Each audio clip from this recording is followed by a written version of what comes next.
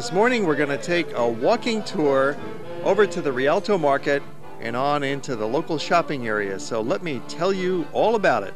And I want to give you just about a 1 minute or 2 minute summary of what we're about to do this morning. We'll walk right over to the gondola station and we're going to take the traghetto across the Grand Canal.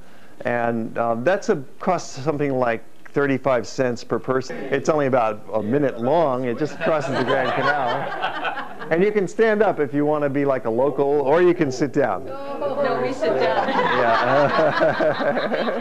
Yeah, and when we're lined up over there, you might see some Venetians cutting ahead of us, but that's okay. It's the gondolas go, okay, half tourists and half Venetians, and they pull because they got to get to work, so they pull them from the back of the line maybe, and they'll cut ahead. And then we're going to putt around in the vegetable market for just a few minutes. It's a small one on Monday morning. And then we're going to walk along this interesting local street that's lined with shops of all kinds, but they'll probably be closed at this hour. But you can then, after we're done with the walk, double back on that same street, and it'll lead you straight back to the Rialto. So you won't get too lost that way. And then it'll be about 11 o'clock. You're basically free at that point for the afternoon. If you'd like to continue walking with me a little bit more, I'm going to go on to another little vegetable market that'll just be closing down, but there should be some action there at this little Campo.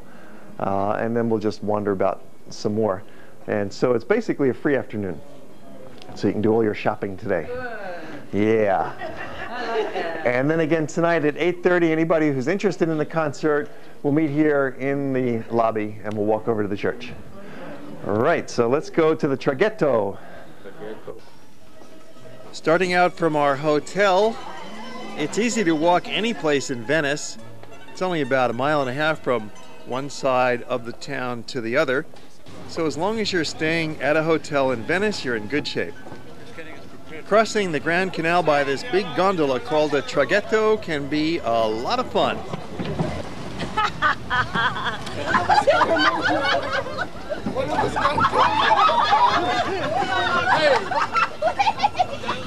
It's a very stable boat. You can sit down or stand up, and it just takes about a minute to cross from one side of the canal to the other.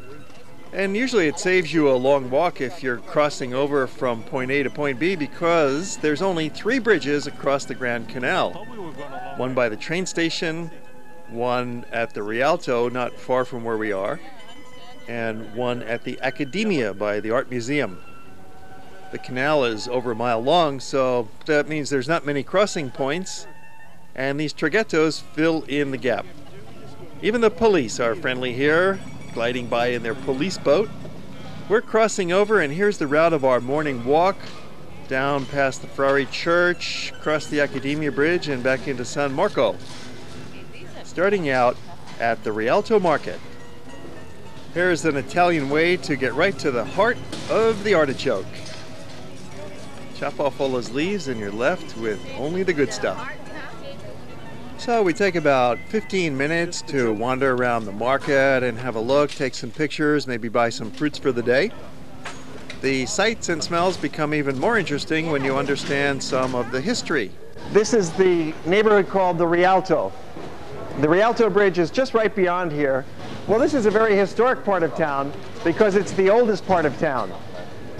Rialto, this immediate neighborhood, is where the first community settled in Venice way back, they say, maybe in the year 421. That's the legendary origins. The buildings, of course, are not quite that old.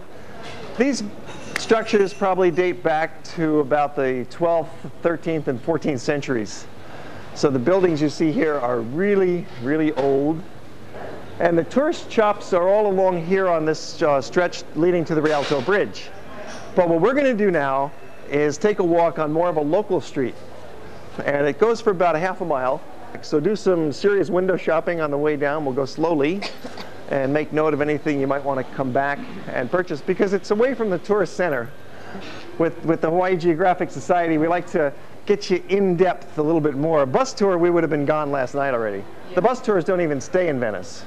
Their hotels are on the mainland, perhaps even an hour's drive away from the train station. So they come to Piazza San Marco, they spend 3 or 4 hours, they'll go to the glass factory, they'll sit around Piazza San Marco because they're afraid to venture beyond on their own. and then they get back on the boat, back to the bus, and they're gone. So they really don't see Venice. But we do, and especially this morning, take you right through the heart of the local shopping street. As we walk along, notice over our heads the buildings are extended out. See them jutting out there? This was to gain extra space for the interior of these buildings. Space is at such a premium in Venice. Things are crammed into the stores, into the store windows. Everything is really packed in with a tremendous density, which makes Venice all the more interesting with things to see. Every shop window is busy and will catch your eye. There's these little bridges, and notice how the locals get around with their goods. They really have to haul stuff by hand here in Venice, and so it's done on the shoulders, it's done carrying with brute strength, it's done with these big hand carts. Some of them have extra special wheels on there to get up and down over the many bridges.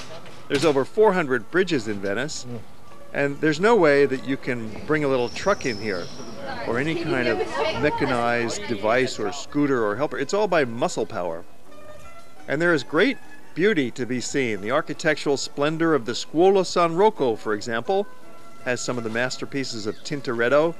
In many of the courtyards, they still have the old wells and the foods of Venice, the fresh pasta. It's a special little store that just cranks out the fresh pasta every day with these friendly ladies. You can get various kinds of stuffed ricotta with spinach and cheese or fettuccine, and it's all delicious and fresh. Towards the end of our little walk, we arrive at Campo Santa Margherita. Now this is a bit out of the way. Most tourists would never get over to this part of town. It's a place for locals to hang out. We're on the other side of the Grand Canal, beyond the Frari Church, heading towards the Accademia Art Museum, and there you'll find, just to the right side, the Campo Santa Margherita. There still are many residents in Venice, born and raised here. Current population is about 70,000 people. And to live here, really, you've got to be born here to inherit the housing or be very rich, because otherwise it's too expensive to try and buy an apartment in Venice today. And these little campos form town squares. Venice consists of a series of villages, each with its own square and fresh produce market. There'll be the neighborhood church, the neighborhood stores, and the benches for the neighbors to hang out at and sit around. They also have some modern supermarkets here in Venice, but everything is miniaturized, and again, it's all packed in pretty dense.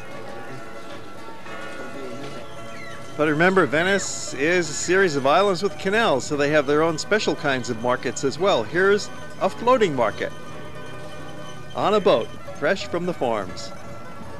The canals and bridges and boats are every place in Venice, and something else you'll find everywhere are masks. Here's a very nice mask shop. They originated as costumes for the annual carnival, but now they've developed into items to buy and take home. It's a great trophy for the tourist. There's June trying on a cat mask. They're made of paper mache generally, handmade, hand-painted by these craftsmen of Venice. And the prices are very reasonable for a handmade work of art from Venice. Wow. Recognize David? Remember from Florence, if you were watching in our previous episode? There's a nice paper mache of Michelangelo's David. Masks come in all shapes, varieties, and colors. And walk into these shops, you'll find these are very friendly people, and they do speak English, and they're happy to let you try them on. Another great tradition in Venice is the wedding, with the ceremonial ride in the gondola before the service and then after. It's a beautiful sight. What a romantic city.